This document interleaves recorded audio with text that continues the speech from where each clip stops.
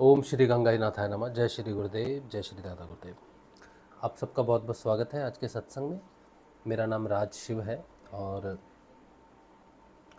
मैं एक सिद्ध योग साधक हूँ। सिद्ध योग की साधना से जो परिवर्तन आते हैं उन परिवर्तनों के ऊपर मैं बात करता हूँ और सिद्ध योग का जो प्रचार प्रसार है वो अपने अनुभव के, अपने बदलाव के आधार पर करता हूँ।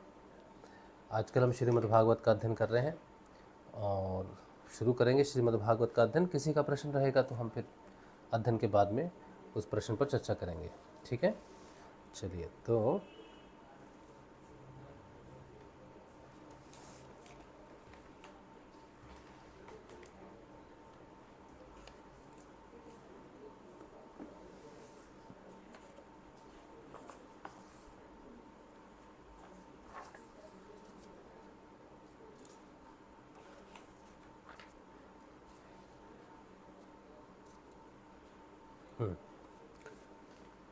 चलिए तो जय श्री गुरुदेव, जय श्रीमद् भागवत। आप सबको नमस्कार है। हम पढ़ रहे हैं शुक सुधा सागर श्रीमद् भागवत एकादश स्कंध 21वां अध्याय गुण दोष व्यवस्था का स्वरूप और रहस्य। भगवान श्री कृष्ण और उद्धव जी में ज्ञान चर्चा चल रही है। भगवान श्री कृष्ण कहते हैं, प्रिय उद्धव, मेरी प्राप्ति के 3 मार्ग हैं, भक्ति योग, ज्ञान योग और कर्म योग, जो हमने जिस पे चर्चा की थी। जो इन्हें छोड़कर चंचल इंद्रियों के द्वारा शुद्ध भोग भोगते रहते हैं, वे बार बार जन्म मृत्यु रूप संसार के चक्कर में भटकते रहते हैं। अपने अपने अधिकार के अनुसार धर्म में दृढ़ निष्ठा रखना ही गुण कहा गया है। क्या बोलते हैं? अपने अपने अधिकार के अनुसार धर्म में दृढ़ निष्ठा रखना ही गुण कहा गया है और इसके विपरीत अनधिकार चेष्टा करना दोष है।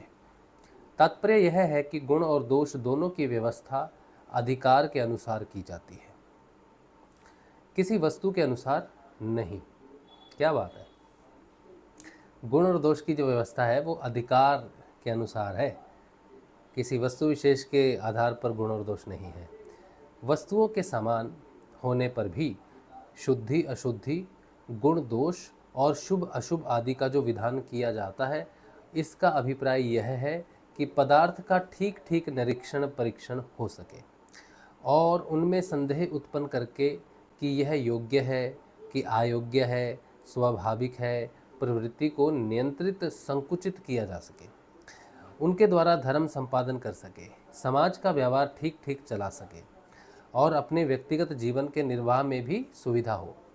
इससे यह लाभ भी है कि मनुष्य अपनी वासना मूलक सहज प्रवृत्तियों के द्वारा इनके जाल में न फंसकर शास्त्र अनुसार अपने जीवन को नियंत्रित और मन को वशीभूत कर लेता है। हे निष्पाप उद्धव, यह आचार मैंने ही मनु आदि के रूप धारण करके धर्म का भार ढोने वाले कर्म जड़ों के लिए उपदेश किया है। पृथ्वी, जल, तेज, वायु, आकाश, ये पंचभूत ही ब्रह्मा से लेकर पर्वत वृक्ष पर्यंत सभी प्राणियों के शरीरों के मूल कारण हैं।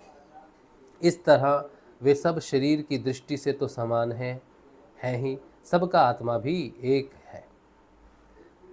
प्रिय उद्धव, यद्यपि सबके शरीरों के पंचभूत समान हैं, फिर भी वेदों ने इनके वर्णाश्रम आदि अलग अलग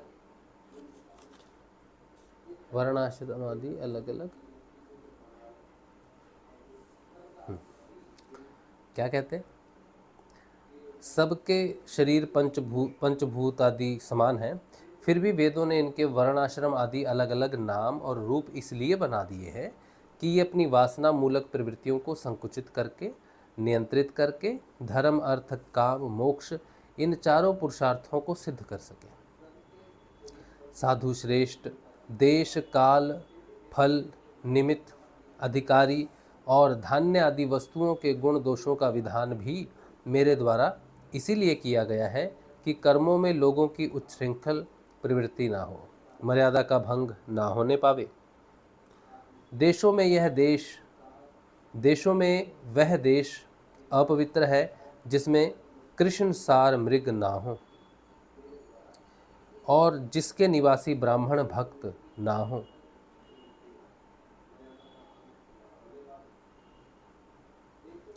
क्या कहते हैं?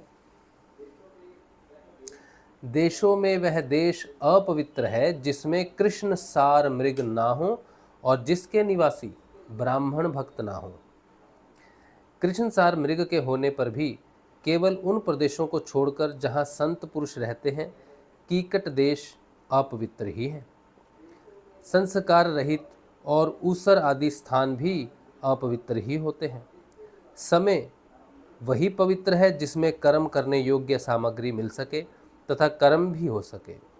जिसमें कर्म करने की सामग्री ना मिले, आगुंतक दोषों से अथवा स्वाभाविक दोष के कारण जिसमें कर्म ही ना हो सके, वह समय अशुद्ध है।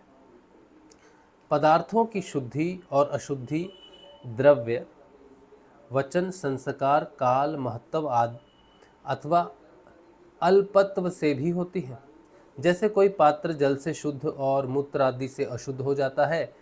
किसी वस्तु की शुद्धि अथवा अशुद्धि में शंका होने पर ब्राह्मणों के वचन से वह शुद्ध हो जाती है, अन्यथा अशुद्ध रहती है। पुष्पादि जल छिड़कने से शुद्ध और सूंघने से अशुद्ध माने जाते हैं।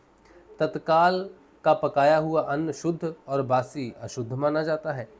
बड़े सरोवर और नदी आदि का जल शुद्ध और छोटे गड्ढों का जल अशुद्ध माना जाता है। इस प्रकार क्रम से समझ लेना चाहिए।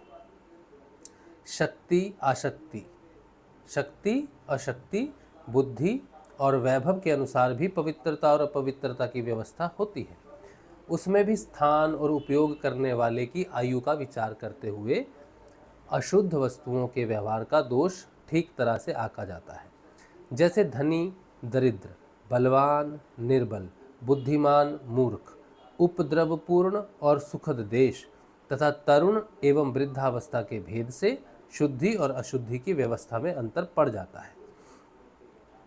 अनाज, लकड़ी, हाथी दांत आदि हड्डी, सूत, मधु, नमक, तेल, घी आदि रस, सोना, पारा आदि तेजस पदार्थ, चाम और घड़ा आदि मिट्टी के बने पदार्थ समय पर अपने आप हवा लगने से, आग में जलने से, मिट्टी लगाने से अथवा जल में धोने से शुद्ध हो जाते हैं। देश, काल और अवस्था के अनुसार कहीं जल, मिट्टी आदि शोधक सामग्री के संयोग से शुद्धि करनी पड़ती है तो कहीं कहीं एक एक से भी शुद्धि हो जाती है। यदि किसी वस्तु में कोई अशुद्ध पदार्थ लग गया हो तो छीलने से या मिट्टी आदि मलने से जब उस पदार्थ की गंध और लेप ना रहे और वह वस्तु अपने पूर्व रूप में आ जाए तब उसको शुद्ध समझना चाहिए। स्नान, दान, तपस्या, वय, सामर्थ्य, संस्कार, कर्म और मेरे स्मरण से चित्त की शुद्धि होती है। बहुत सुंदर। स्नान, दान, तपस्या, वय, सामर्थ्य, संस्कार, कर्म और मेरे स्मरण से चित्त की शुद्धि होती है। इनके द्वारा शुद्ध होकर ब्राह्मण, क्षत्रिय और वैश्य को विहित कर्मों का आचरण करना चाहिए। गुरु मुख से सुनकर भली भांति हृदयांगम कर लेने से मंत्र की और मुझे समर्पित कर देने से कर्म की शुद्धि होती है। गुरु मुख से सुनकर भली भांति हृदयांगम कर लेने से मंत्र की और मुझे समर्पित कर देने से कर्म की शुद्धि होती है। उद्धव जी, इस प्रकार देश, काल, पदार्थ, कर्ता, मंत्र और कर्म इन छहों के शुद्ध होने से धर्म और अशुद्ध होने से अधर्म होता है। क्या? देश, काल, पदार्थ, कर्ता, मंत्र और कर्म इन छहों के शुद्ध होने से धर्म और अशुद्ध होने से अधर्म होता है। कहीं कहीं शास्त्र विधि से गुण दोष हो जाता है और दोष गुण। जैसे ब्राह्मण के लिए संध्या वंदन, गायत्री जप आदि गुण है परंतु शूद्र के लिए दोष है।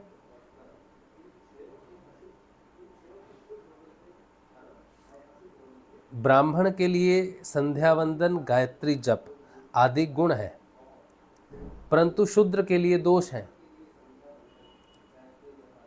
और दूध आदि का व्यापार वैश्य के लिए विहित है परंतु ब्राह्मण के लिए अत्यंत निषिद्ध है। दूध का व्यापार ब्राह्मण नहीं कर सकता, वैश्य कर सकता है, व्यापारी कर सकता है, लेकिन ब्राह्मण जो है वो दूध का व्यापार नहीं कर सकता। एक ही वस्तु के विषय में किसी के लिए गुण और किसी के लिए दोष का विधान गुण और दोषों की वास्तविकता का खंडन कर देता है और इससे यह निश्चय होता है कि गुण दोष का यह भेद कल्पित है। जो लोग पतित हैं वे पतितों का सा आचरण करते हैं तो उन्हें पाप नहीं लगता। क्या बोलते हैं? जो लोग पतित हैं वे पतितों का सा आचरण करते हैं तो उन्हें पाप नहीं लगता, जबकि श्रेष्ठ पुरुषों के लिए वह सर्वथा त्याज्य होता है। जैसे गृहस्थों के लिए स्वाभाविक होने के कारण अपनी पत्नी का संग पाप नहीं है, परंतु सन्यासी के लिए घोर पाप है। उद्धव जी, बात तो यह है कि जो नीचे सोया हुआ है वह गिरेगा कहाँ। वैसे ही जो पहले से ही पतित है उनका अब और पतन क्या होगा। जिन जिन दोषों और गुणों से मनुष्य का चित्त उपरत हो जाता है उन्हीं वस्तुओं के बंधन से वह मुक्त हो जाता है। क्या बात है। कहते हैं जिन जिन दोषों और गुणों से मनुष्य का चित्त उपरत हो जाता है उन्हीं वस्तुओं के बंधन से वह मुक्त हो जाता है। मनुष्य के लिए वह निवृत्ति रूप धर्म ही परम कल्याण का साधन है, क्योंकि यही शोक मोह और भय को मिटाने वाला है। उद्धव जी, विषयों में कहीं भी गुणों का आरोप करने से वह वस्तु के प्रति आसक्ति हो जाती है। आसक्ति होने से उसे अपने पास रखने की कामना हो जाती है और इस कामना की पूर्ति में किसी प्रकार की बाधा पड़ने पर लोगों में परस्पर कलह होने लगता है। कलह से असहाय क्रोध की उत्पत्ति होती है और क्रोध के समय अपने हित अहित का बोध नहीं रहता। अज्ञान छा जाता है।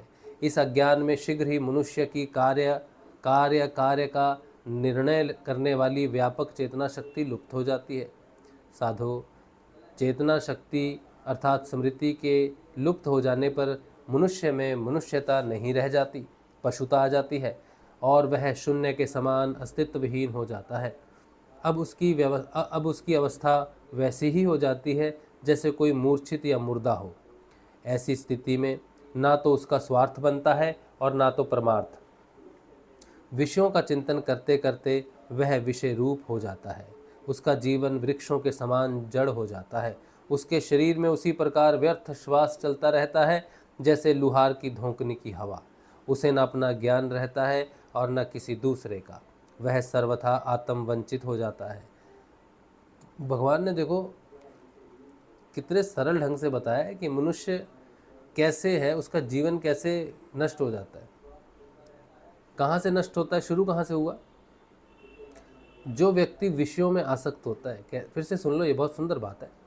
विषयों में कहीं भी गुणों का आरोप करने से उस वस्तु के प्रति आसक्ति हो जाती है। आसक्ति होने से उस वस्तु को अपने पास रखने की कामना हो जाती है। उस वस्तु को अगर प्राप्त ना कर पाए तो फिर आपस में झगड़ा होता है, कलह होता है और कलह से क्रोध की उत्पत्ति होती है।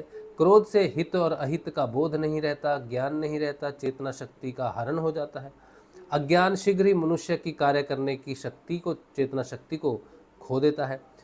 चेतना शक्ति अर्थात स्मृति के लुप्त हो जाने पर मनुष्य फिर मनुष्य नहीं रहता, वो पशु बन जाता है और वो पशु हो जाता है तो अस्तित्वहीन हो जाता है। ऐसी अवस्था में वो मूर्छित ही है, मुर्दा ही है। और ऐसी स्थिति में जो मुर्दा है उसका ना परमार्थ है न स्वार्थ है, ना अपने लिए कुछ कर सकता, न इस लोक के लिए न उस लोक के लिए, ना अपने लिए ना दूसरों के लिए कुछ कर सकता है।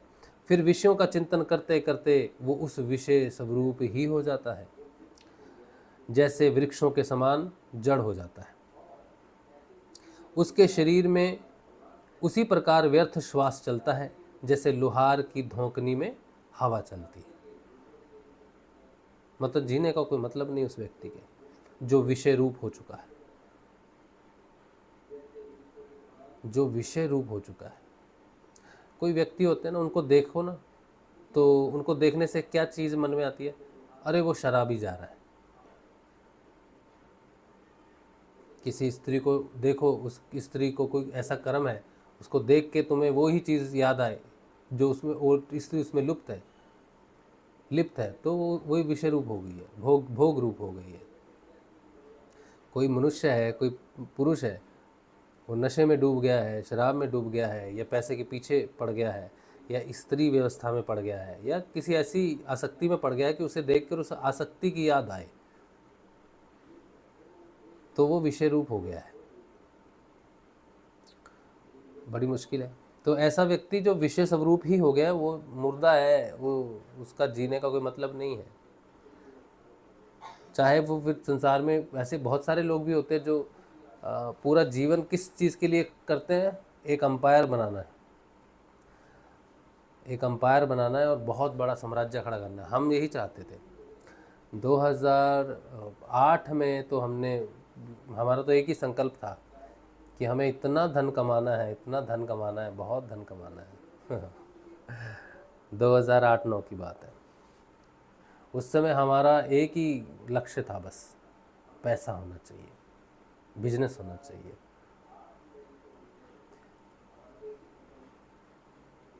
तो हमारे जीवन का दूसरा कोई लक्ष्य ही नहीं था, सिर्फ वही एक विषय था, काम करना है तो पैसे के लिए करना है।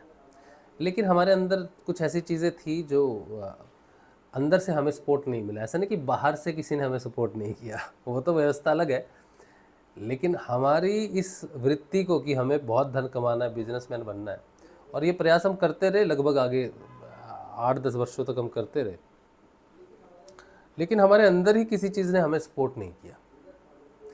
जैसे अपने अंदर ही कोई कड़ंगी लगा के गिरा देता है ना, ऐसा ही होता रहा हमें। जब जब हम खड़े होकर दौड़ने लगे, हमें किसी ने गिरा दिया। आज भी जब हम दौड़ने का प्रयास करते हैं, या आज भी हम जब धन की तरफ भागने की कोशिश करते हैं, तो सडनली जैसे कोई कार बहुत तेज गति से चल रही है और उस पंचर हो जाए, अचानक से वो शक्ति जो कुछ करना चाहती है उसको वो गायब हो जाती है।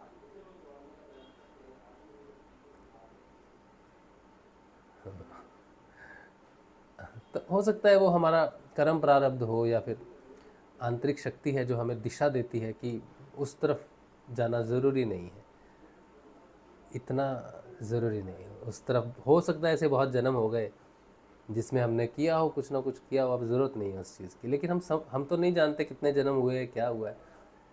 जो साधारण लोग जैसे लिप्त होते हैं कि हाँ हमें ये चाहिए, वो चाहिए, संसार सुख चाहिए, कीड़ा होता है जिसे बोलते हैं, रजोगुणी कीड़ा होता है, वो तुम्हें ये यकीन दिलाता है कि तुम बहुत काम के हो, तुम बहुत काम के व्यक्ति हो और तुम बहुत कुछ कर सकते हो।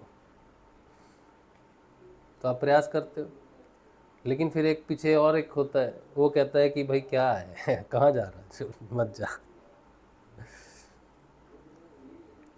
तो ये है, हमने तो अपने अंदर देखी हैं चीज़ें। आज तक वो रजोगुण का कीड़ा हमारे अंदर शांत नहीं हुआ है, हम उसको बहुत स्पष्ट रूप से महसूस करते हैं, वो हर पल काटता है हमको। हमें वैसे चीज़ों में देखते हैं लोग दौड़ रहे हैं, भाग रहे हैं, उसमें तो हमको समझ में आती है चीज़ कि ये दौड़ना भागना बेकार है, लेकिन हमारे प्रयास अंदर से अभी भी चालू है। अभी भी हम कभी कभी सोचते हैं प्रोसेसेस क्या है, कैसे है, क्या है, क्योंकि हमने जो जिस धारा में हमारा जीवन चल रहा है इस समय, सत्संग में चल रहा है या फिर एक आध्यात्मिक दिशा में चल रहा है, हम है चल तो उसी में रहा है, हमारा हस्तक्षेप नहीं है उसमें, और हमारी इच्छा के बिना चल रहा है।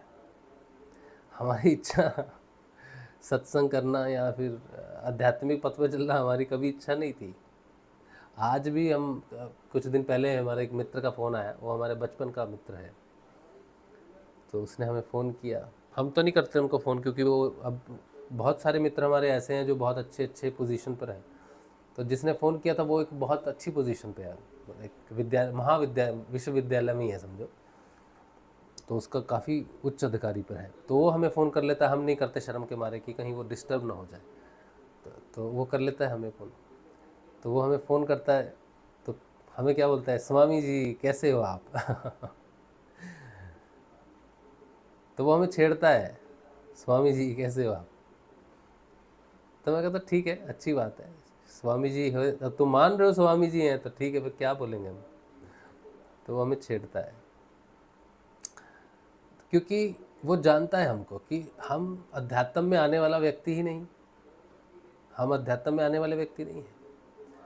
तो वो ये देखता है कि अब ये सत्संग कर रहा है या फिर ये साधना में चला गया, ये तो ऐसा था ही नहीं। तो इसीलिए वो हमें छेड़ता है, उसे ये लगता है कि हमने शायद इसको प्रोफेशन बनाया है, बाहर तो हमसे कुछ हुआ नहीं जीवन में, तो शायद हमने अध्यात्म को ही प्रोफेशन बनाया। और ऐसा तो बहुत लोग हमको कहते भी है, भाई इसकी तो दुकान चल रही है, ऐसा लोग कहते भी है।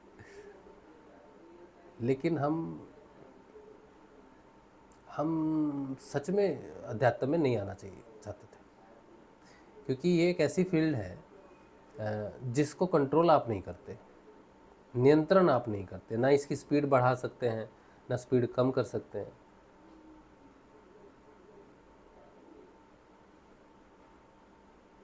तो जब तक हमें ये लगता है कि हम इस दिशा में आना नहीं चाहते थे, जो भी किया जा रहा है हमारे साथ ज़बरदस्ती किया जा रहा है, तब तक इसका मतलब ये है कि हमारा रजोगुण जो है हमें बाहर खींचने की बहुत कोशिश करता है।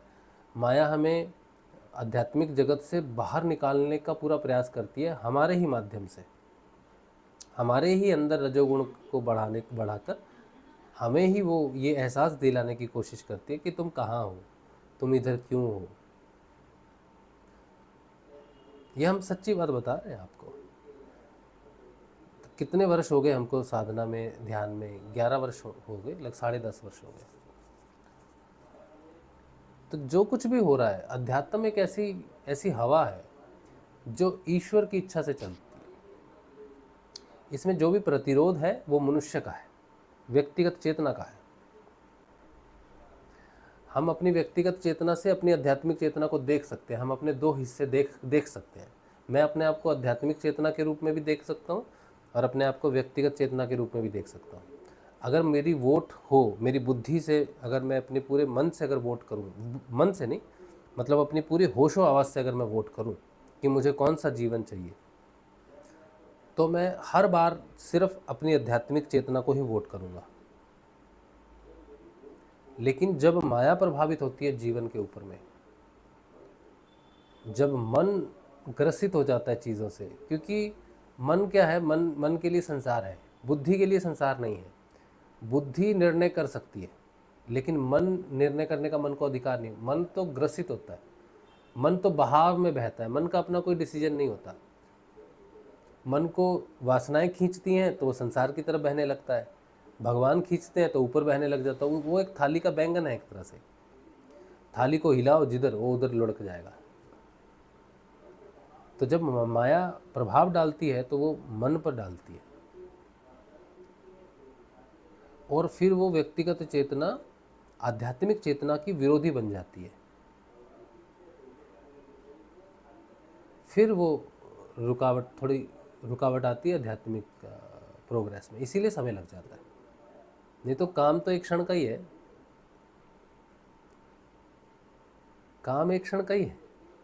लेकिन फिर भी हमें कितना 12 वर्ष का समय लगता है, जनरली बोला जाता है 12 वर्ष का समय लगता है। कुंभ लगता है ना, 12 वर्ष बाद पूरा एक सर्कल कंप्लीट हो जाता है।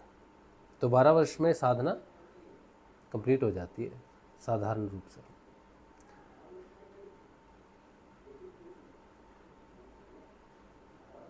तो आप लोग भी देखो साधना में है, साधना में कुछ लोगों की तो इच्छा होती है कि वो आए, साधना में ही आना चाहते हैं, सब छोड़ के आना चाहते हैं। लेकिन वो क्यों छोड़ के आना चाहते हैं वो अलग किस्सा है।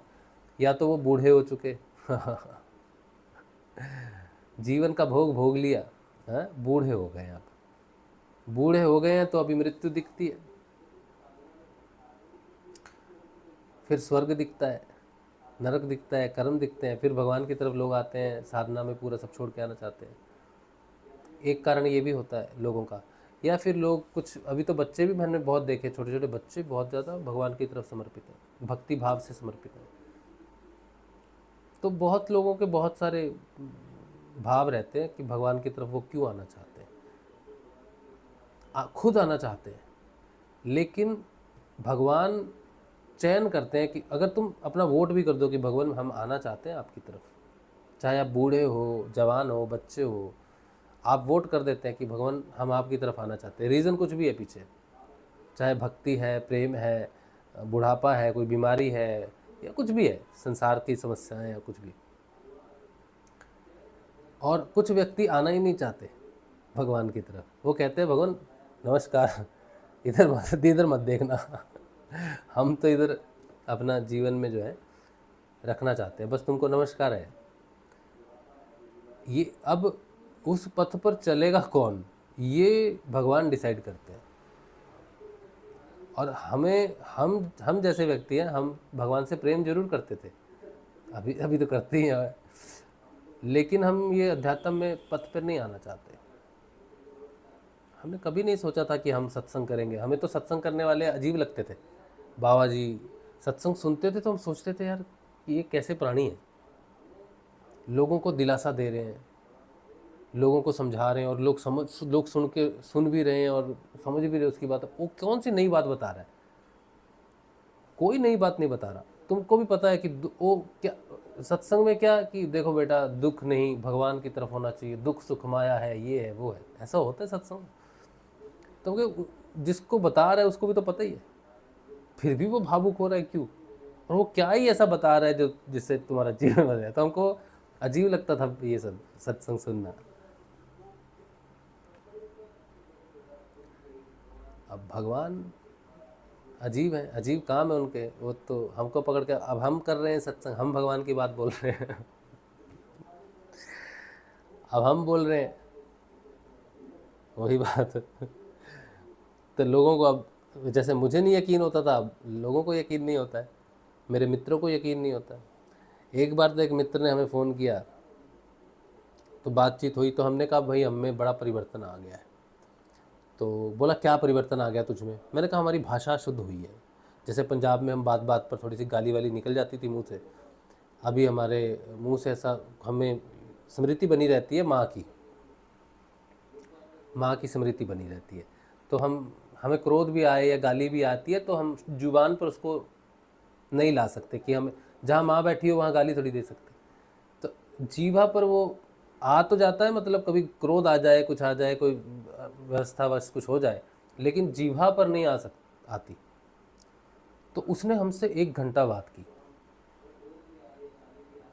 उसने हमको ऐसी ऐसी बातें कही, ऐसी ऐसी बातें की। उसने हमको पूरा, मतलब गुरु जी के बारे में या फिर भगवान के विषय में बहुत ऐसी बातें की। तो अच्छा नहीं लगता सुन के कभी कि भगवान के विषय में कोई निंदा करे, हमको अच्छा नहीं लगता। कुछ बातें चलती रही, तो फिर हमारे मुंह से वो जो जनरल बातचीत में जो बात निकलती है ना, जीजा साला जैसे होता है तो ये निकल गया हमारे मुंह से।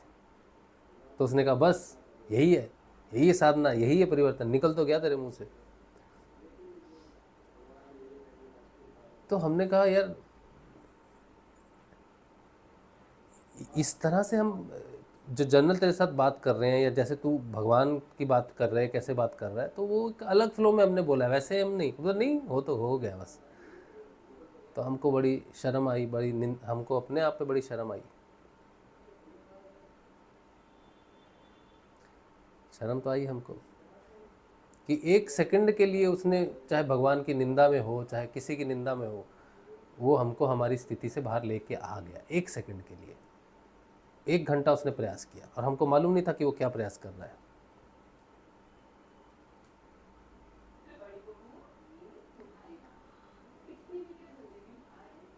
तो अब उसका जो सीधा व्यक्तिगत हमारे दृष्टिकोण हमारे प्रति है कि तू अभी जो कर रहा है ना, ये तू अभी इसमें आया नहीं है, तू मतलब ये सब बिजनेस के लिए कर रहा है, या तू ये सब ऊपर से कर रहा है, अंदर से नहीं कर रहा। ऐसा बोला नहीं उसने, लेकिन ऐसा प्रूव कर दिया उसने। अब हमने उसे जाते जाते यही बात कही। मैंने कहा देख, ये सही बात है कि हम में पूर्ण परिवर्तन नहीं आया है, हम एक यात्रा में है। हम तो ये मानते ही हैं कि हम में कोई ऐसा कोई विशेषता भी नहीं है, हम में कोई पूर्ण परिवर्तन होकर बैठे नहीं, हम कोई स्वामी जी नहीं हो गए। हमारा तो प्राणों पर अपना अधिकार ही नहीं है, हम तो अपनी इच्छा से प्राणों को कंट्रोल नहीं कर सकते, तो हम तो स्वामी हुए ही नहीं। स्वामी तो तब होंगे जब हमारी इच्छा से प्राण चलेंगे और रुकेंगे। हम प्राण को रोकना चाहें वो रुक जाएं, लेकिन हमारी मृत्यु ना हो। हम प्राणों को हृदय में स्थापित करें, नाभि में करें, ब्रह्मरंध्र में करें, या प्राणों से शरीर को बाहर कर लें फिर आ जाएं अपनी इच्छा से, ऐसी तो स्थिति हमारी हुई ही नहीं है। हम तो स्वामी है ही नहीं, हमारा तो प्राणों पर अधिकार है ही नहीं। अभी हमें तो यात्रा में है। हमको सत्संग प्राप्त हो गया है इसलिए हम स्वामी जी हो गए हैं, कोई गुरु जी हो गए हैं, ये तो हमने कभी भी नहीं कहा। हमें तो जो कुछ मिला है वो अहेतु की कृपा से मिला है और दिया गया है जबरदस्ती। हम तो आना भी नहीं चाहते थे, हमको तो मालूम भी नहीं कैसे होती हैं ये सारी चीज़ें। तो एक व्यक्तिगत चेतना जो है वो अवरोध बनती ही है। तो परिवर्तन धीरे धीरे होता है, धीरे धीरे परिवर्तन होता है, इसीलिए समय लगता है हर चीज़ के लिए।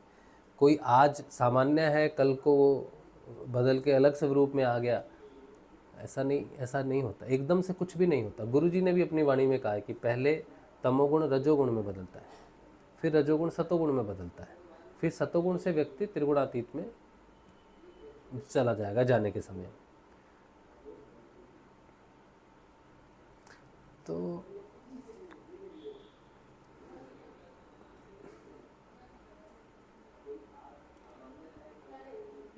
ये जीवन, हम भगवान जब आपका चयन करते हैं, भगवान जब आपको चलाते हैं अध्यात्म मार्ग में, तब बहुत सारे ऐसी छोटी छोटी चीज़ें हैं आपके अंदर जो वो बाहर निकालते हैं, किसी न किसी माध्यम से निकालते हैं, ताकि आपको आपकी अवस्था का ज्ञान हो, आप सहज अवस्था में रहें, आप उड़े नहीं हवा में कि भाई हमें तो ये प्राप्त है, हमें तो वो प्राप्त है। तो हमारी जो रजोगुण की जो मूल रूप से जो प्रॉब्लम है, वो उसको भगवान करते हैं कि देखो यहाँ भी तुमको कोई प्रॉब्लम नहीं होगी। सत्संग मार्ग में अगर तुम्हें लाए हैं तो तुम्हारे खाने पीने की व्यवस्था भी भगवान की जिम्मेदारी है। अगर हम अपनी इच्छा से आते तो खाने पीने का इंतजाम करने की जिम्मेदारी मेरी होती, लेकिन अगर भगवान आपको किसी रास्ते पर चला रहे हैं तो ये भगवान की जिम्मेदारी बनती है कि आपके खाने पीने की जिम्मेदारी हो। लेकिन आप अगर 2 रोटी के इस समय आपको चाहिए तो आपको 4 रोटी नहीं मिल सकती उस समय। आप 4 रोटी के हकदार बनिए, अधिकारी बनिए 4 रोटी के, तब आपको 4 रोटी मिलेगी। अध्यात्म में भी यही है, भगवान भी इसी नियम से चलते हैं। जैसे जैसे आपका धीरे धीरे परिवर्तन हो जाएगा अध्यात्म में, अध्यात्म टेक ओवर कर लेता है भौतिकता को। लेकिन जब हम अध्यात्म में होते हुए थोड़े ओवर कॉन्फिडेंट हो जाते हैं कि हमें ये नहीं मिल रहा, हमें वो नहीं मिल रहा, साधना का फल नहीं मिल रहा, और हम साधना को छोड़कर भागते हैं, तो भगवान फिर दिखाते भी है कि तुम साधना को छोड़कर क्यों भाग रहे हो। देखो ना, तुम्हारे अंदर अभी अध्यात्म में वो परिवर्तन नहीं आया है जिसके आने से तुम अधिकारी हो जाओगे। तो वो मित्रों के माध्यम से, लोगों के माध्यम से उस पॉइंट को खुरेच कर बता देते हैं कि ये गड्ढा है बेटा, इसको भरना पड़ेगा तुमको, और ये गड्ढा भरने में तुम कर कुछ नहीं सकते, बस रुक जाओ, ठहर जाओ, शांत हो जाओ। तो संसार साक्षात्कार का कारण है, परिवर्तन का बहुत बड़ा सहयोगी है संसार। संसार को छोड़कर, घर को छोड़कर कोई परिवर्तन की उम्मीद करता है तो जो काम आपका 5 वर्षों में हो सकता है वो हिमालय पर जाकर 50 वर्ष में भी नहीं होगा। तो जब आप अध्यात्म में आ गए हो और आपको आपके अनुरूप कोई फल नहीं मिल रहा है, तो इससे आपको घबराकर इस रास्ते को छोड़कर दूसरे रास्ते में जाने की ज़रूरत नहीं है। सभी के साथ ये समस्याएं हैं, चाहे कोई किसी भी श्रेणी में है, कहीं ना कहीं उसके अनुरूप अभी वो पूर्ण परिवर्तन में अगर नहीं हुआ है तो उसमें अभी भी संभावना है कि वो गिर जाए। इसीलिए तो 2 स्टेजेस बनाई गई हैं ऊपर की, एक सबीज समाधि, एक निर्बीज समाधि। सबीज समाधि में पहुंचकर भी मनुष्य वापस जन्म लेता है, भव प्रत्यय योगी के रूप में उसका अगला जन्म होता है। सबीज समाधि बहुत ऊंची अवस्था है, लेकिन अगर वो निर्बीज ना हो तो वो जन्म का कारण बनता है। और अगला जन्म, सबीज वाले को तो सिर्फ जन्म लेना ही काफ़ी होता है, लेकिन जन्म लेना पड़ता है, कारण बन जाता है वो। तो जब तक कोई निर्बीज नहीं होता तब तक वो मुक्त नहीं हुआ है, तब तक तो माया उसको प्रभावित करती है, तब तक तो गुण और दोष जो है वो प्रभावी है। तो भगवान आज गुण दोषों की बात कर रहे हैं। ठीक है, चलिए आगे पढ़ते हैं। पता नहीं हम कहाँ पढ़ रहे थे, कहाँ से कहाँ चले जाते हैं।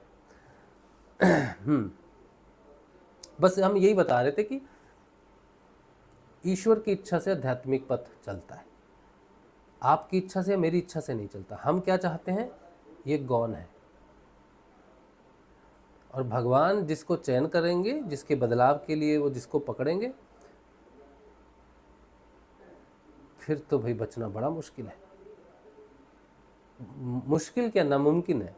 भगवान ने जिसका चयन कर लिया कि इसका अभी हो गया काम, जिस पर भगवान ने हाथ रख दिया, उंगली रख दी, जो भगवान का हो गया, फिर तो बस तमाशा बड़ा ज़बरदस्त है, मनोरंजन बड़ा ज़बरदस्त है, फिल्म बड़ी ज़बरदस्त है। चलिए आगे चलते हैं, पढ़ते हैं बाकी भगवान क्या बोल रहे हैं। फिर क्या कहते हैं, कहते हैं जो व्यक्ति विषय स्वरूप हो गया है फिर वो मुर्दे के समान है, वह सर्वथा आत्म वंचित हो जाता है। उद्धव जी, यह स्वर्ग आदि रूप फल का वर्णन करने वाली श्रुति मनुष्यों के लिए उन लोगों को परम पुरुषार्थ नहीं बतलाती, परंतु बहिर्मुख पुरुषों के लिए अंतकरण शुद्धि के द्वारा परम कल्याण में मोक्ष की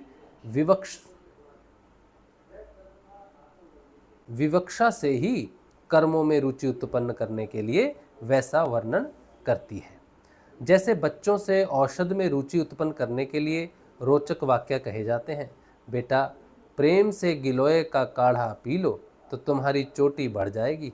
क्या कहते हैं उद्धव जी, यह स्वर्ग आदि रूप फल का वर्णन करने वाली श्रुति मनुष्यों के लिए उन लोगों को परम पुरुषार्थ नहीं बतलाती, परंतु बहिर्मुखी पुरुषों के लिए अंतकरण शुद्धि के द्वारा परम कल्याण में मोक्ष की विवक्षा से ही कर्मों में रुचि उत्पन्न करने के लिए वैसा वर्णन करती है। जैसे बच्चों से औषध में रुचि उत्पन्न करने के लिए रोचक वाक्य कहे जाते हैं। इसमें संदेह नहीं कि संसार के विषय भोगों में, प्राणों में और सगे संबंधियों में सभी मनुष्य जन्म से ही आसक्त हैं और उन वस्तुओं की आसक्ति उनकी आत्मोन्नति में बाधक है एवं अनर्थ का कारण है। वे अपने परम पुरुषार्थ को नहीं जानते, इसलिए स्वर्ग आदि का जो वर्णन मिलता है वह ज्यों का त्यों सत्य है ऐसा विश्वास करके देवादि योनियों में भटकते रहते हैं और फिर वृक्ष आदि योनियों के घोर अंधकार में आ पड़ते हैं। ऐसी अवस्था में कोई भी विद्वान अथवा वेद फिर से उन्हें उन्हीं विषयों में क्यों प्रवृत्त करेगा।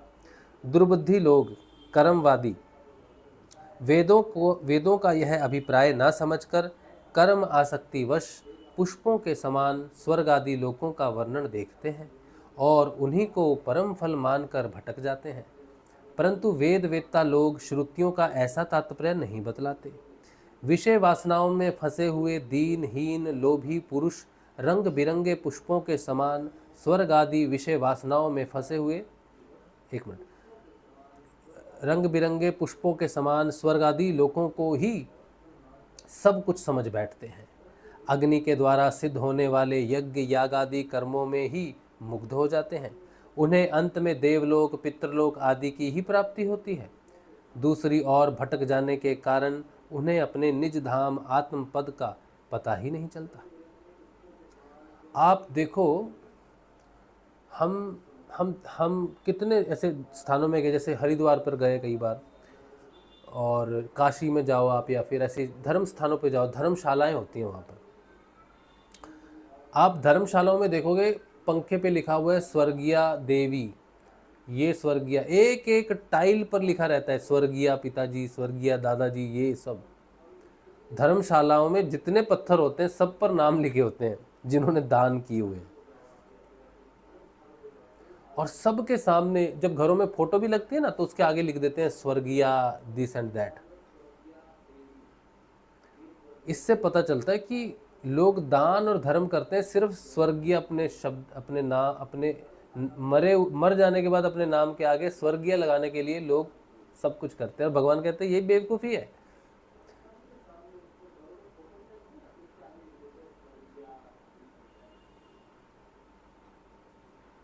आपने देखा किसी के घर में लिखा हो मोक्षी,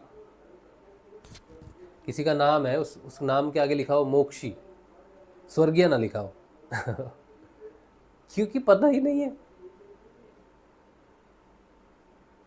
पता ही नहीं है कि कर्म का मुख्य, जन्म का जो मुख्य उद्देश्य था वो तो नाम के आगे मोक्षी लगना होना चाहिए। लेकिन साधारण मनुष्य स्वर्गीय लगा के ही बोलता है अरे स्वर्ग में गए, दादाजी को स्वर्ग मिला है।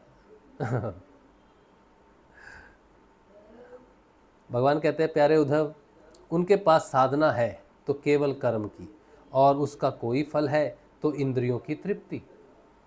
उनकी आंखें धुंधली हो गई हैं, इसी से वे यह बात नहीं जानते कि जिससे इस जगत की उत्पत्ति हुई है, जो स्वयं इस जगत के रूप में है, वह परमात्मा मैं उनके हृदय में ही हूँ। यदि हिंसा और उसके फल मांस भक्षण में राग ही हो, उसका त्याग ना किया जा सकता हो तो यज्ञ में ही करे। यह परिसंख्या विधि है, स्वाभाविक प्रवृत्ति का संकोच है, संध्या वंदनादि के समान अपूर्व विधि नहीं है। इस प्रकार मेरे परोक्ष अभिप्राय को न जानकर विषय लोलुप पुरुष हिंसा का खिलवाड़ खेलते हैं और दुष्टतावश अपनी इंद्रियों की तृप्ति के लिए वध किए हुए पशुओं के मांस से यज्ञ करके देवता, पितृ तथा भूतपतियों के यजन का ढोंग करते हैं।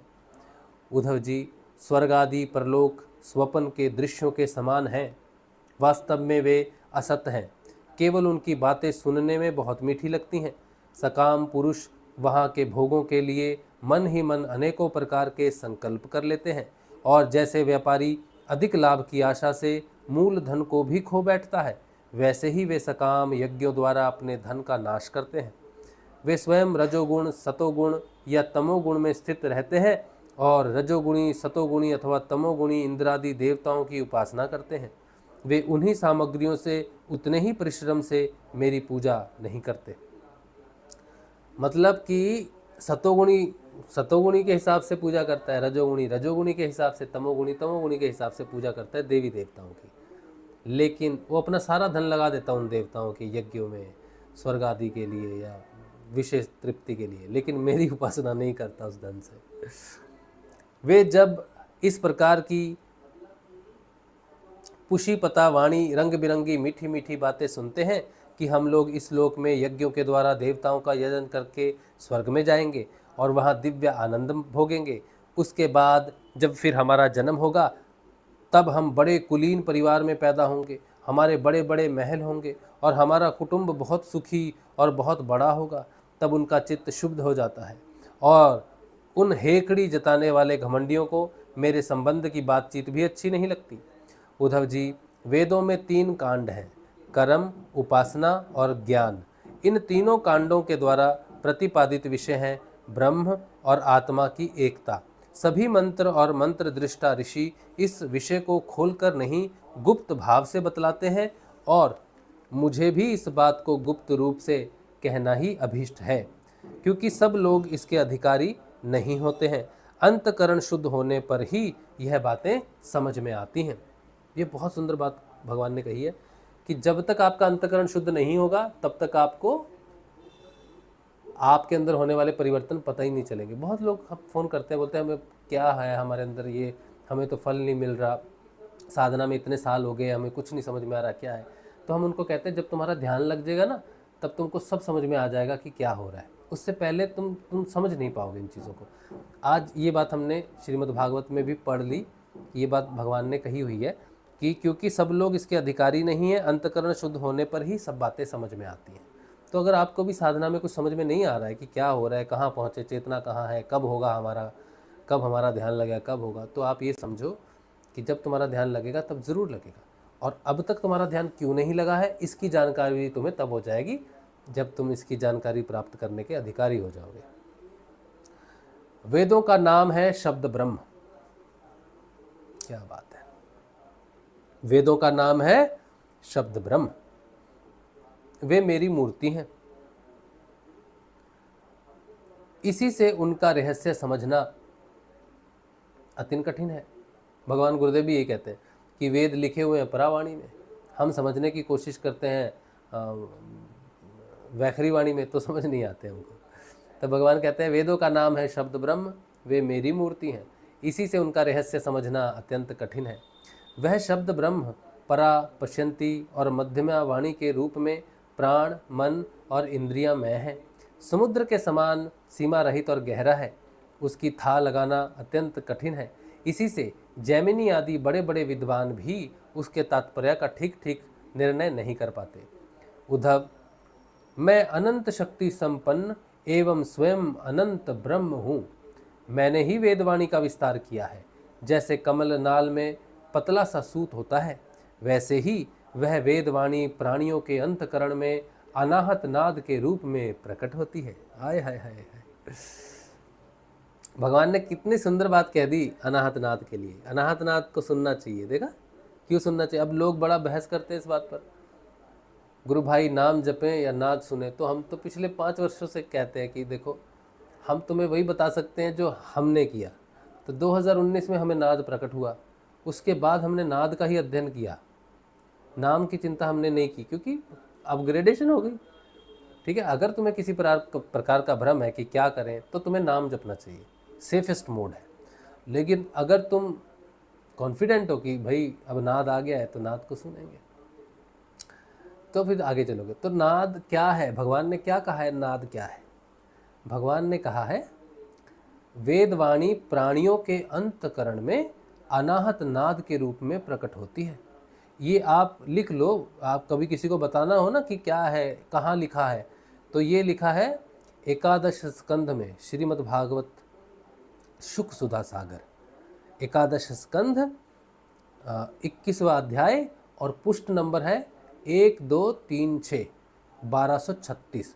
1236 पे 1 2 3 4 5 6 7वीं लाइन है। हमारे हम सोचते थे बहुत चीज़ें अंडरलाइन करने वाली थी, लेकिन अब भगवान की कृपा से स्मृति में जब आएगी तब आएगी। तो फिर से सुन लीजिए इसको।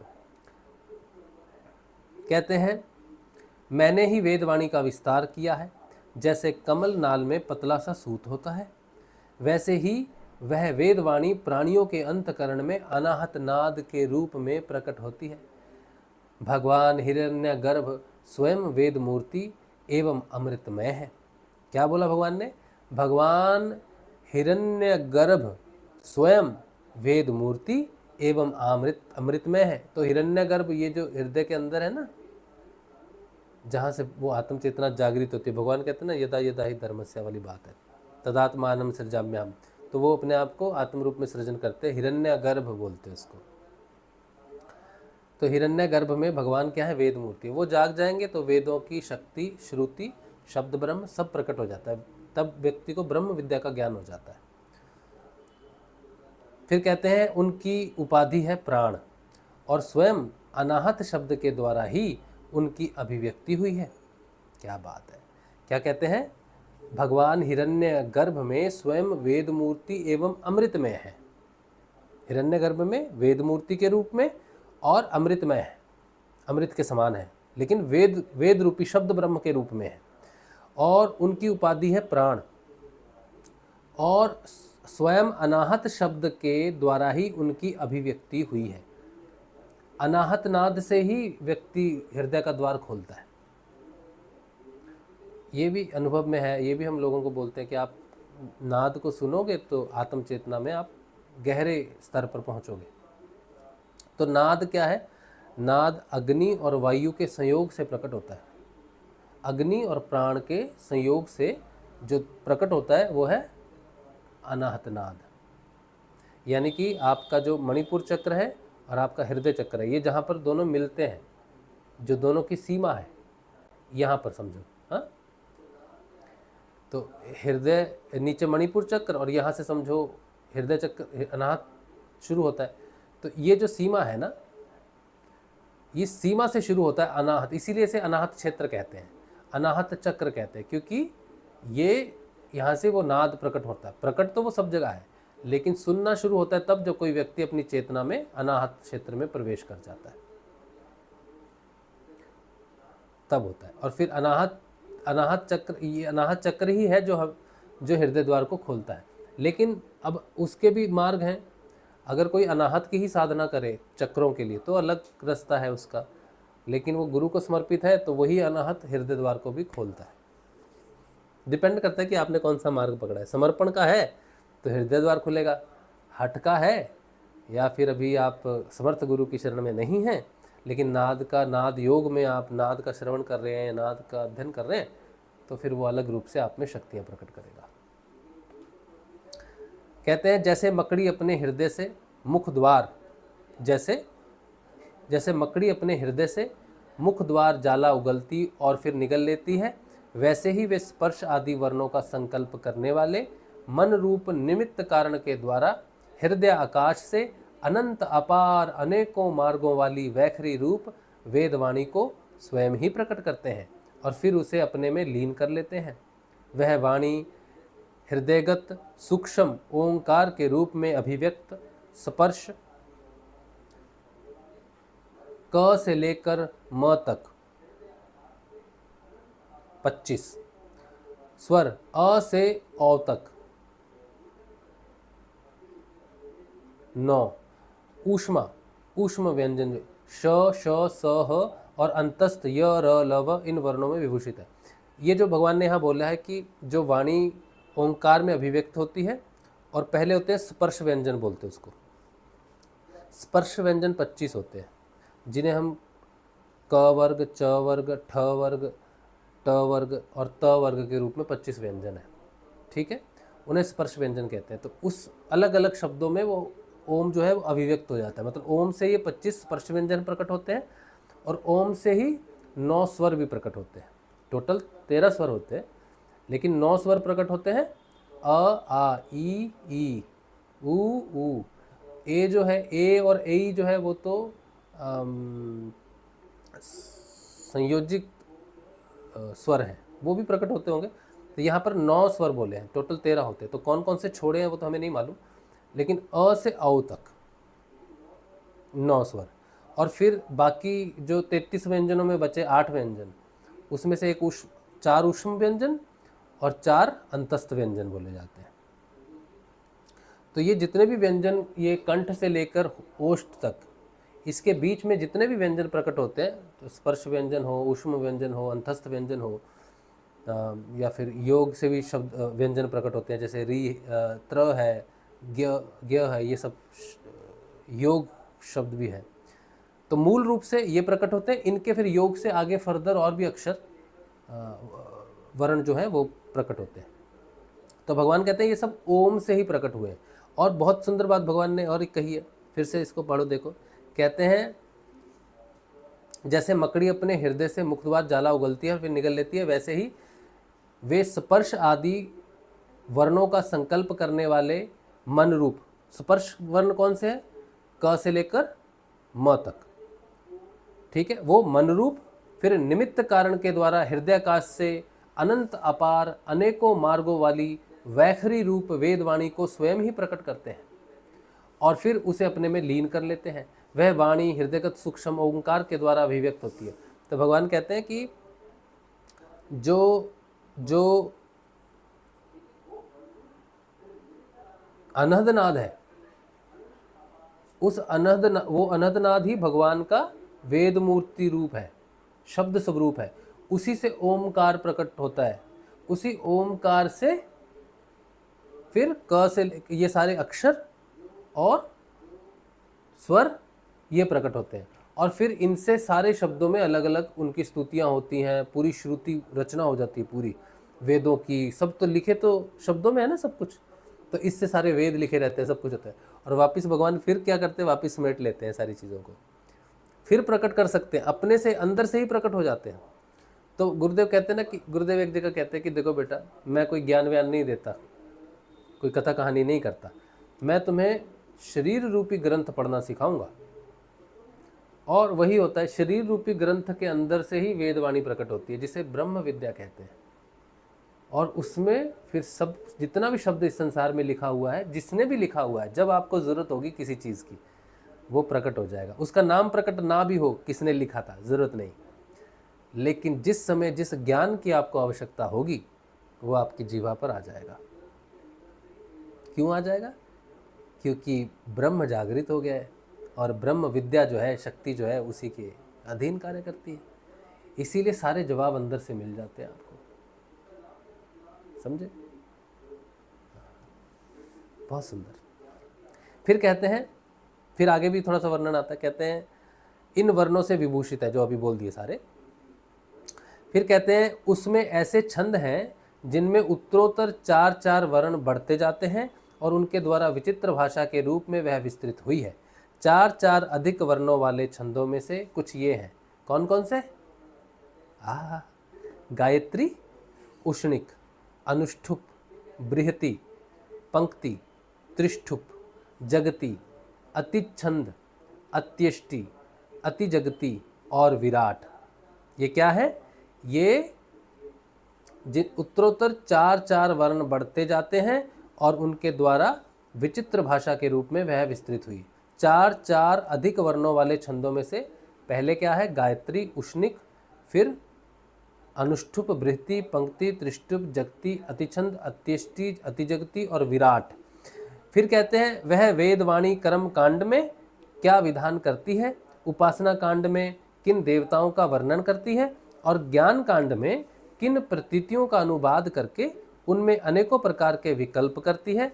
इन बातों को, इस संबंध में श्रुति के रहस्य को मेरे अतिरिक्त और कोई नहीं जानता। क्या ही बात है प्रभु, यही बात, यही है ब्रह्म विद्या। तो आप ये समझो कि जिसको ब्रह्म विद्या प्रकट होगी, क्योंकि ये सारा किस में रहेगा? ब्रह्म विद्या में रहेगा ये सारी चीजें। और जिसको ब्रह्म ज्ञान हो जाए, जिसको ब्रह्म विद्या मतलब जिसको ब्रह्म ज्ञान हो जाए, वो कौन हुआ? वो स्वयं भगवान हुए, क्योंकि कहते हैं मेरे अलावा किसी को नहीं होता। तो जब वाल्मीकि जी ने रामायण लिखी, किससे लिखी? ब्रह्म ज्ञान से लिखी।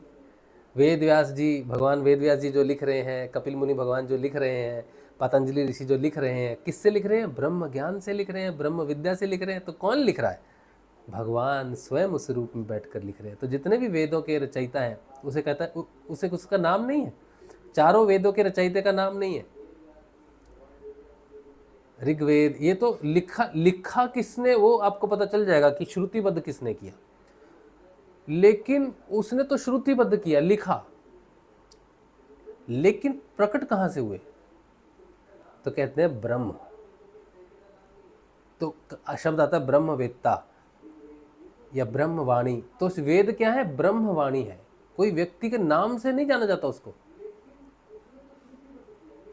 व्यासवाणी नहीं बोला जाएगा, गणेश वाणी नहीं बोला जाएगा, राम वाणी नहीं बोला जाएगा, कृष्ण वाणी नहीं बोला जाएगा, किसी व्यक्ति का नाम नहीं आएगा। क्या नाम आएगा? ब्रह्मवाणी। इसीलिए ब्रह्मवाणी कहने से इस संसार में जितने भी मनुष्य हैं वो उसको उस पर अधिकार करने के लिए उनका नॉमिनेशन हो गया कि जिस दिन मैं ब्रह्म हो जाऊंगा, जिस दिन मैं अपने ब्रह्म स्वरूप को पालूंगा, उस दिन ये मेरी वाणी हो जाएगी, लेकिन मेरे नाम से कभी भी जानी नहीं जाएगी, क्योंकि ये ब्रह्मवाणी है। तो जब मैं ब्रह्म हो जाऊंगा तो मेरी ही वाणी हो जाएगी। तो भगवान कहते हैं मेरी ही वाणी है, लेकिन किस स्वरूप में है? ब्रह्म के स्वरूप में है, ब्रह्मवाणी। इसीलिए कहते हैं अहम ब्रह्मास्मि। अहम कृष्णास्मि तो नहीं कहते, अहम रामास्मि तो नहीं कहते। ओम तत्सत, वो ओम है। तो ये सब प्रकट हो रहा है शब्द से। शब्द से ही सृष्टि की रचना हुई है, शब्द से ही उसको वापस वहां तक पहुंचा जा सकता है, और शब्द से ही प्रलय होगी। आहा, अति सुंदर, क्या बात है, हाँ? मजा आ गया, बहुत सुंदर। आहा, फिर से सुन लो। कहते हैं वह वेदवाणी कर्म कांड में क्या विधान करती है, उपासना कांड में किन देवताओं का वर्णन करती है और ज्ञान कांड में किन प्रतीतियों का अनुवाद करके उनमें अनेक प्रकार के विकल्प करती है। इन बातों को, इस संबंध में श्रुति के रहस्य को मेरे अतिरिक्त और कोई नहीं जानता। तो बिना श्रुति के शब्द ब्रह्म का रहस्य नहीं खुलता।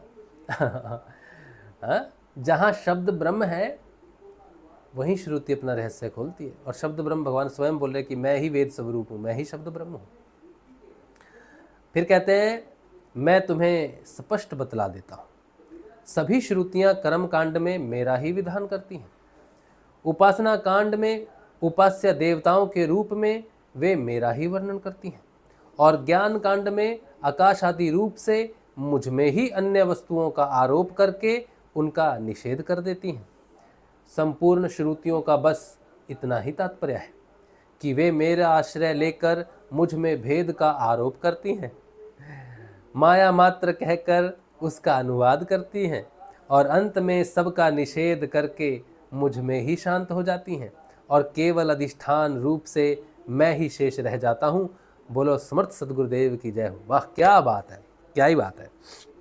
कितना सुंदर वर्णन भगवान ने शब्द का कर दिया कि श्रुति क्या करती है, भेद, पहले तो श्रुति प्रकट होती है तो शब्द का अलग अलग वर्णन आता है कि ये है, ब्रह्मा है, शिव है, ये सब है। तो श्रुतियां मेरे में ही भेद करके मेरे अनेकों स्वरूप बना देती है।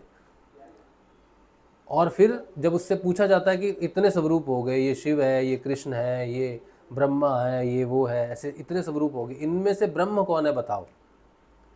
तो श्रुति क्या करती है, सबका निषेध करते करते करते करते करते अंत में अपना भी निषेध कर देती है और लय हो जाती है, और बचा रहता है वो जिसका निषेध नहीं हो सकता, और वो है भगवान। कहते वो मैं खुद हूँ जिसका निषेध नहीं हो सकता। श्रुति अपना भी निषेध करके लय हो जाती है। मकड़ी क्या करती है, जाला बुनती है, वो श्रुति है। यहाँ जाला क्या है, श्रुति हुई, और मकड़ी जो है वही ब्रह्म हुआ, है ना। तो उसने क्या किया, अपने हृदय से जाला उगाला, उसने सारी रचना की, और सब कुछ होने के बाद उस मकड़ी ने उस जाले को वापस निकल लिया।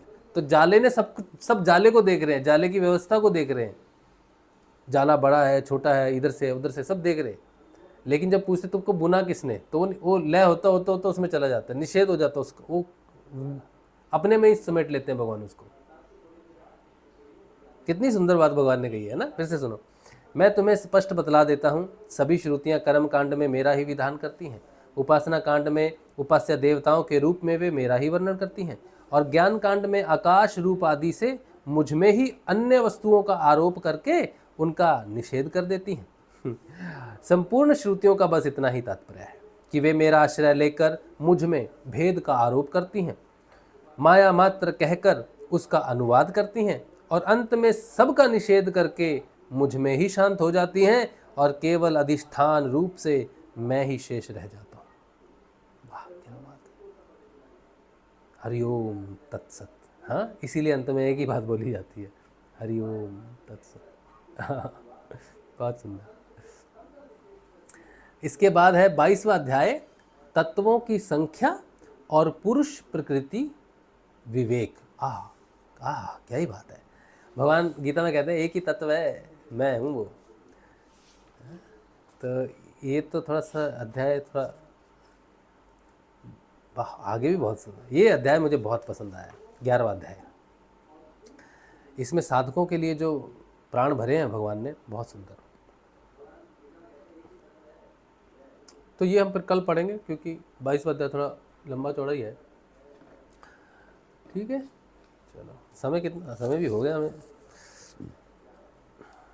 कल पढ़ेंगे।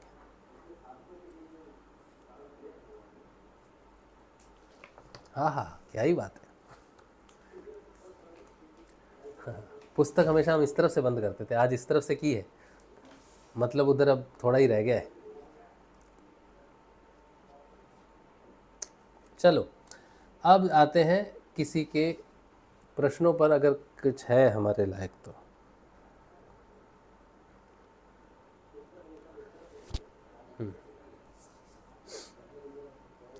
जय श्री गुरुदेव आप सबको। अनूप कुमार कह रहे, गुरु भाई लालच, गुस्सा, अहंकार, घमंड से सब तो ठीक है, लेकिन जिद का क्या करें, थोड़ा समझाओ कृपा करके। कुछ भी नहीं करना है, जैसे आपने लालच, गुस्सा, अहंकार का कुछ नहीं करना है, नाम जपना है, वैसे ही आपको जिद के लिए भी कुछ नहीं करना है, नाम जपना है और गुरु जी का ध्यान करना है। आगे कुछ करने के लिए है नहीं गुरु भाई। गुरुदेव ने स्वयं कहा कुछ नहीं करना है भाई, सिर्फ नाम जपो, ध्यान करो, अपना जीवन जैसा है जियो, और चीज़ों को देखो, तुम्हें गलत लगती है चीज़ तो उसका त्याग करो, त्याग कर सकते हो तो छोड़ दो उस चीज़ को। तुम्हें कोई चीज़ गलत लगती है, उसको तुम कर रहे हो तो नहीं करना चाहिए, ठीक है। किसी की हानि मत करो, यही बात है।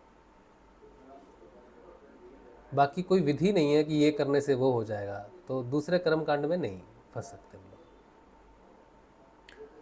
हाँ, रीना जी कह रहे हैं आपको फिल्मों में काम करना चाहिए था। हाँ, तो मैंने तो किया फिल्मों में काम। मैं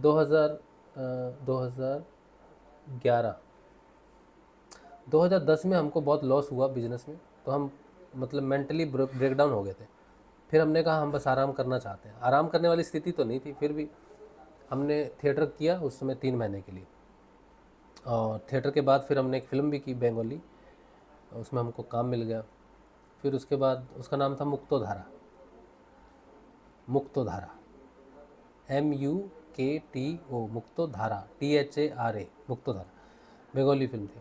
तो उसमें हमने कैदी का रोल किया था, बहुत ही बेकार सा रोल है वो लेकिन उस समय तो कर ही रहे थे सब कुछ। तो वो किया। उसके बाद फिर एक और फिल्म की थी हमने, रामधनु, उसमें छोटा सा रोल था एक। फिर उसके बाद भी हमने कुछ कुछ करते रहे हम। ये 2 मुख्य पर्दे पर आई फिल्में। फिर हमने एक फिल्म की थी अभय देओल के साथ, JL50। वो बहुत बाद में एक सीरीज़ के रूप में आई थी मेरे ख्याल से, वो जी पर। उसमें एक रिपोर्टर का एक ही सीन था शायद। हाँ, तो फिर उसके बाद हम मुंबई भी जाना चाहते थे, क्योंकि हम में थोड़ा था पोटेंशियल कि हम कर लेते कुछ ना कुछ, लेकिन नहीं जा पाए, सेहत के कारण नहीं जा पाए, तो फिर हमने छोड़ दिया।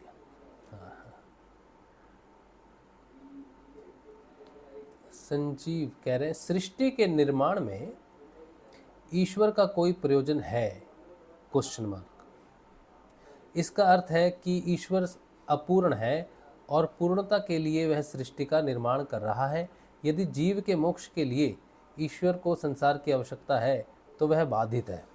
देखो, तुम्हारी जो पूरी बात है ना संजीव, ये बिल्कुल बेकार है क्योंकि आप ईश्वर पर दोष लगा रहे हो।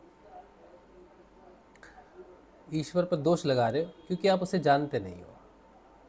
कोई नहीं जानता उसको। और मेरी बात याद रखना संजीव, जिस दिन तुम्हारा जीवन में ध्यान लगा, चाहे इस जीवन में चाहे किसी और जीवन में, जब भी तुम्हें ध्यान लगा और तुम्हें ऐसी दृष्टि प्राप्त होगी कि तुम कुछ देखो, तो तुम सबसे पहले आज का ही दिन देखना। जो आज मैं तुमसे कह रहा हूँ, यही स्मृति तुम्हें सबसे पहले आएगी कि तुम ये जो कर रहे हो, तुमने जो ये बोला है, ये बहुत दूरी है ईश्वर के साथ, इसलिए तुमने ऐसा बोला है। जो ईश्वर से बहुत दूर होता है ना, वो ईश्वर पर आरोप करता है। जैसे हम जीवन में झूठ बोलते हैं, उसका कारण होता है ईश्वर से दूरी। और हम क्रोध करते हैं तो उसका अर्थ होता है स्वयं से दूरी।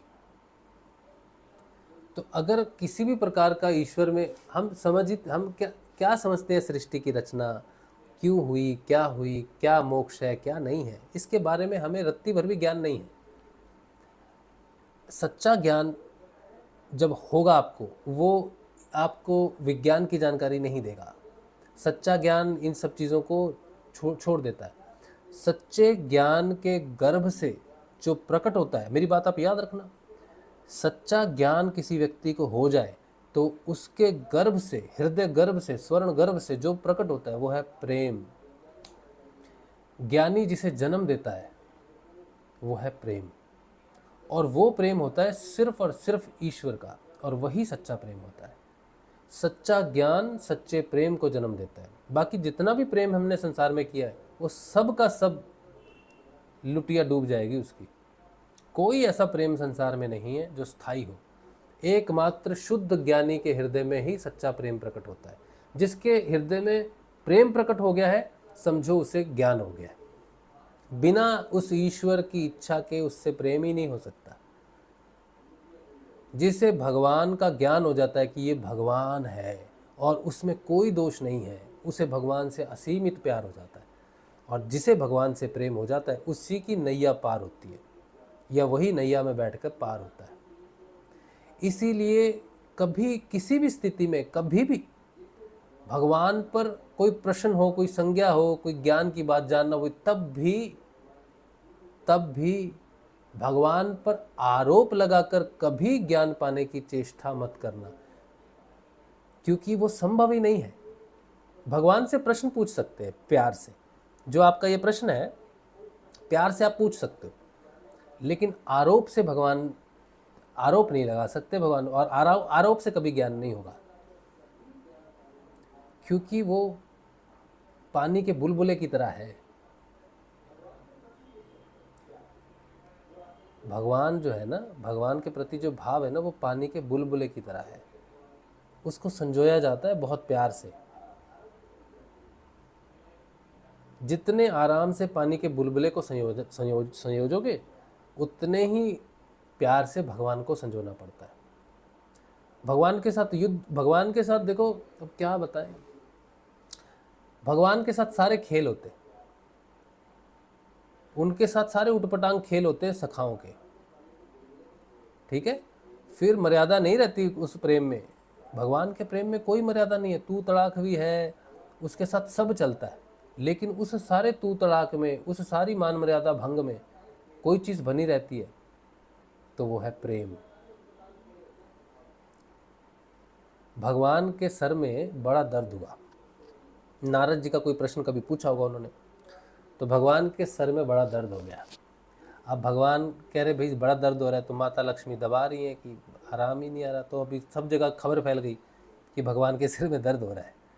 तो भगवान को पूछा भी क्या हो गया आपको, क्यों सर, आपके सिर में दर्द हो रहा है? हाँ। बोल रहे क्या इलाज है इसका? बोला तुम्हारे चरणों की धूल। नारद जी बोले ये क्या बात कर रहे हो, क्या बात कर रहे हो आप?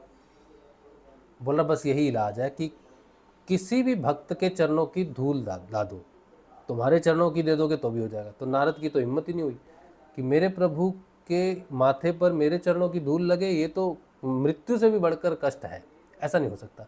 तो बोले जाओ लेके आओ कहीं से भी। तो सब जगह गए, सब लोकों में गए, लेकिन किसी ने भी भगवान को अपने चरणों की धूल नहीं दी। फिर भगवान ने पूछा लाए? बोले मिली नहीं। बोले कहाँ कहाँ गए? बोले सब जगह गए। बोले वृंदावन गए? बोले नहीं। बोले वृंदावन जाओ। तो वृंदावन गए, तो वहाँ पर गोपियों से पूछा कि भगवान के सिर में बड़ा दर्द हो रहा है, उनको किसी भक्त की चरणों की जो मिट्टी है, धूल है, वो चाहिए। तो सारी गोपियाँ तैयार होगी, ले लो ले लो ले जाओ, हमारे चरणों की ले जाओ धूल। गोपियों ने ये नहीं सोचा कि भगवान को सिर में दर्द हो रहा है, मेरे चरणों की धूल लेके जाओ। तो ले गए नारद जी, और भगवान ने माथे पर लगाई चरणों की धूल गोपियों के, और उनको जो शांति और जो स्थिरता प्राप्त हुई। तो भगवान ने ये दिया कि भक्त और मुझ में सिर पैर का डिफरेंस नहीं है।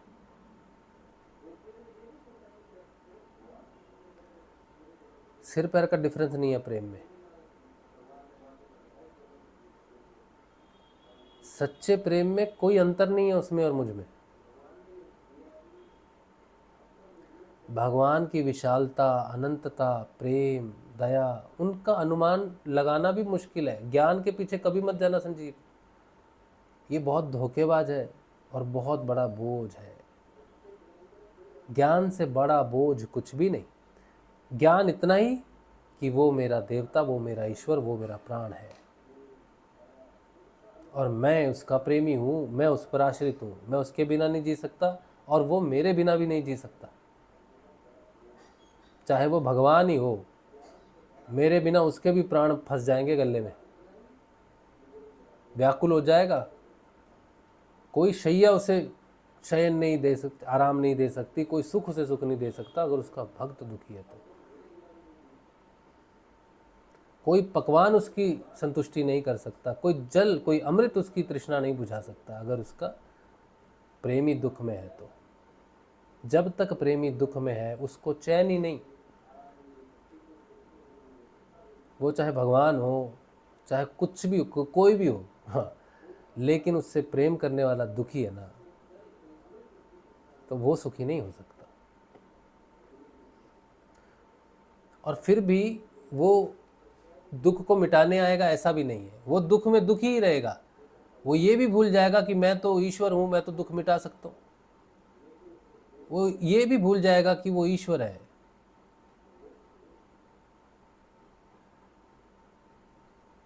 एक बार जगन्नाथ जी का भक्त, अब नाम हमको याद नहीं है, बीमार हो गया। तो जगन्नाथ जी ने कहा भाई, जगन्नाथ जी आए सेवा कर रहे उसकी। तो कह रहा तू, आप जगन्नाथ, आप भगवान हो, आप मेरी सेवा कर रहे हो, ये क्या बात बनी? तुम भगवान हो, तुम मुझे ठीक करो, मेरी सेवा मत करो, मुझे तुम्हारी सेवा थोड़ी, तुम भगवान हो, क्या कर रहे तुम? तो जगन्नाथ जी ने कहा बेटा जैसा हो रहा है, जो तकलीफ है ना, उस तकलीफ को सह ले।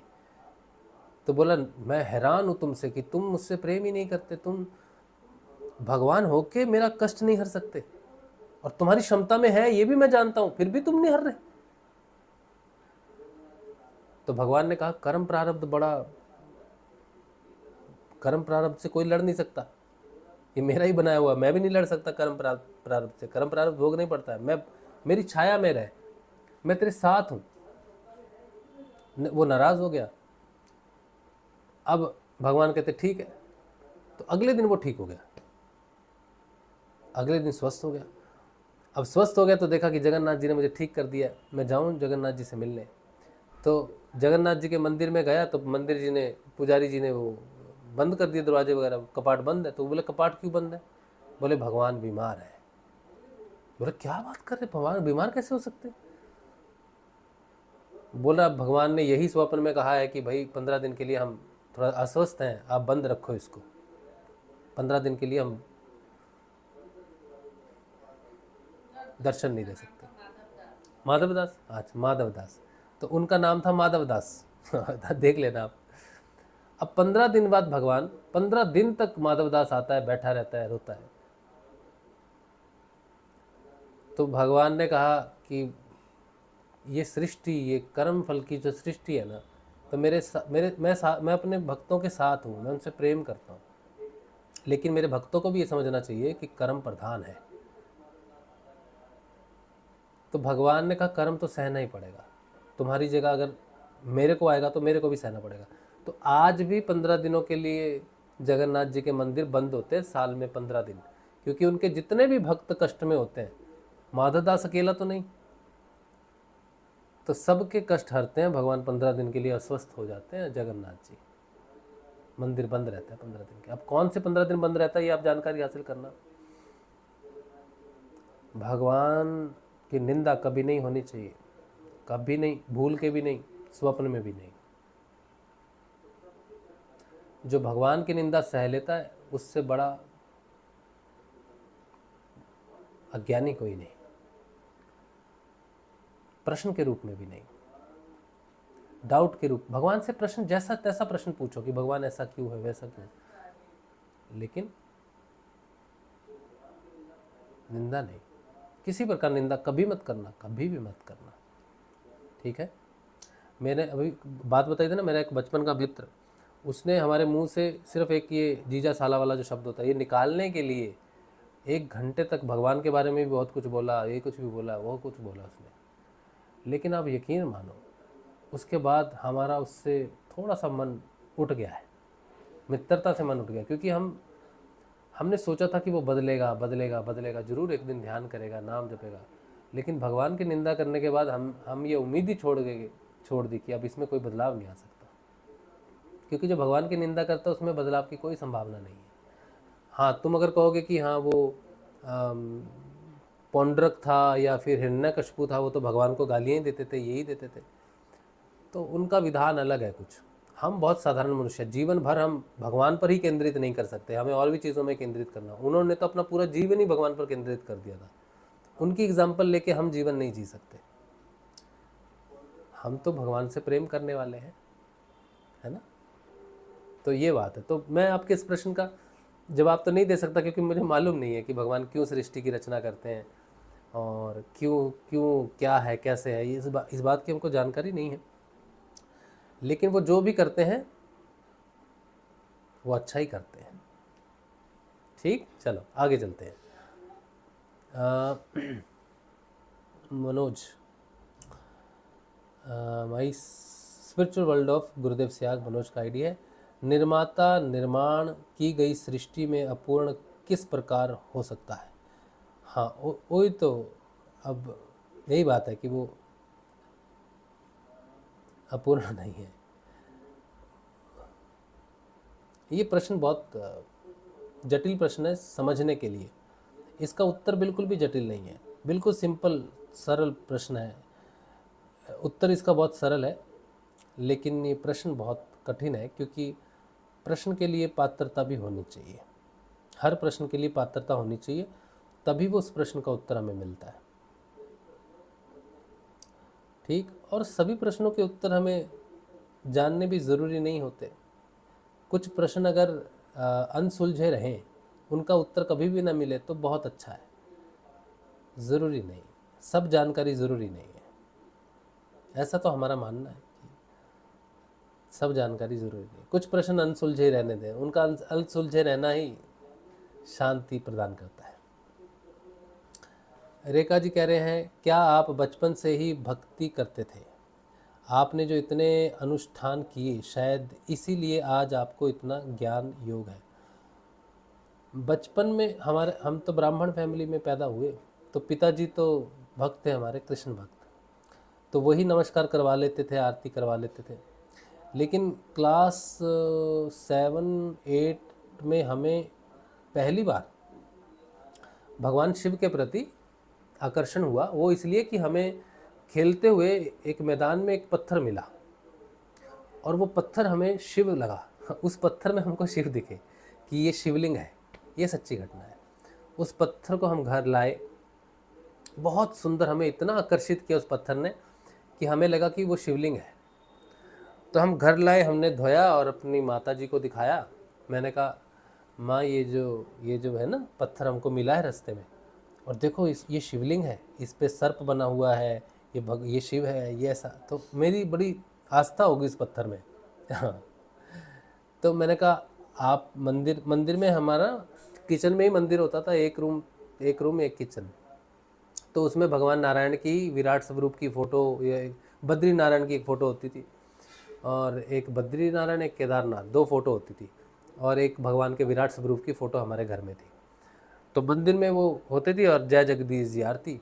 तो एक प्लेट रहती थी हमारे मंदिर में, उस प्लेट में ही अगरबत्ती वगैरह, उस प्लेट में हमने शिव जी को रख दिया, और जो दूध होता था सुबह थोड़ा उसमें चढ़ा दिया। मतलब अब मेरे नारायण नहीं, अब मेरे शिव हो गए। मतलब मेरे को बद्री नारायण या ये सब कुछ, मेरा कोई मतलब नहीं था मेरे घर में किसकी पूजा हो रही है किसकी नहीं हो रही। मेरा पूरा कंसंट्रेशन उस पत्थर पर था कि ये शिव है और ये मेरे हैं, क्योंकि ये मुझे मिला है, ये मेरा पत्थर है। तो उसमें मेरा भाव हो गया कि ये मेरा है। तो वहाँ से एक आंतरिक रूप से भगवान शिव ने हम पर कृपा की, और भगवान शिव ने हमें पकड़ा। एक्चुअली हमने अपनी तरफ से भक्ति नहीं की, कभी भी नहीं की जीवन में। और फिर जब हम इंजीनियरिंग कॉलेज में चले गए, तब हम भूल गए वो चीज़, क्योंकि घर से बाहर चले गए तो वो चला गया।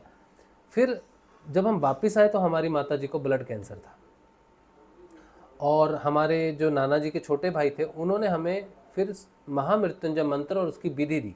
बोले इससे बेटा ठीक हो जाएगी तेरी माँ। और हमने वो विधि की, लेकिन वो विधि अपूर्ण थी। उसका 1 साल तक प्रभाव था, पूरा नहीं। उन्होंने जितने दिन बताया उतने दिन किया, तो वो पूरा कवच बना नहीं, 1 साल का बना। तो मेरी माताजी ठीक हो गई महामृत्युंजय मंत्र से, ब्लड कैंसर की लास्ट स्टेज से वापस ठीक हो गई वो, और काम शुरू कर दिया उन्होंने। तो मेरी आस्था महामृत्युंजय में फिर से पक्की हो गई। तो 2003 से लेकर 2019 तक मैंने कॉन्टिन्यूसली महामृत्युंजय का जाप किया, और बहुत रातों रात तो करता रहा। भगवान शिव के प्रति मेरी अंदर से ऐसी भक्ति हो गई कि मुझे भगवान शिव से कुछ भी नहीं चाहिए, बस भगवान शिव से मुझे प्रेम हो गया। लेकिन मैंने किसी चीज़ के लिए भक्ति नहीं की। हाँ, सेहत ठीक रहे ये अलग बात है। और जब कोई विशेष उत्सव आते थे, जैसे शिवरात्रि आया या फिर कोई सावन आए, तो उसमें हम चद्दर ओढ़ के सो जाते थे। हम कहते थे तुम्हारे जितने भक्त हैं वो मंदिर में घुसने नहीं देंगे और हमको भीड़ में जाना नहीं, तुम अपने भक्तों को दर्शन दे दो, जो फल है वो तुम शिवरात्रि का सब दे दो, हमको कुछ नहीं चाहिए तुमसे।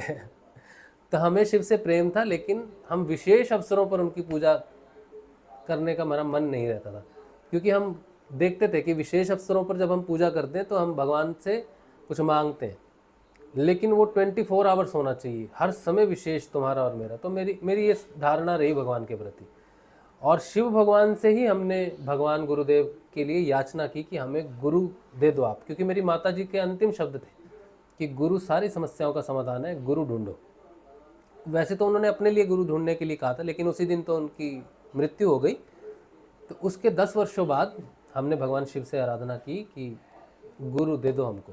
हम तो कहाँ ढूंढेंगे उसे, हमको पता नहीं, इतना आस्था टीवी, ये टीवी वो टीवी, इतने लोग प्रवचन करते हैं, हमको समझ नहीं आ रहा हम किसको गुरु बनाए, तो आप मुझे ढूंढ के दे दो।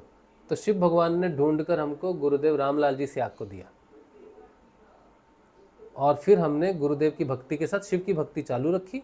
लेकिन 5 वर्षों बाद हमें पता चला कि गुरु मिल गए हैं, तो तू अब गुरु का ही मंत्र जप, उसी में मैं। तो गुरु मिले तो फिर शिव भी मिल गए। फिर शिव आंतरिक रूप से मिल गए, आत्म रूप में मिल गए, और फिर कृष्ण भी मिल गए, शिव भी मिल गए, फिर सभी कुछ मिल गया हमको अंदर, और फिर हमें सत्संग भी मिल गया, और सत्संग से बड़ी चीज़ तो कुछ भी नहीं है, सत्य मिल गया। तो इस तरह से चला। तो हमने कोई विशेष कर्म कांड नहीं किए, हम नादानी में और अज्ञानता में हमें भगवान ने हमसे सब कुछ करवा लिया, हमने अपनी बुद्धि से कुछ नहीं किया, यही बात है।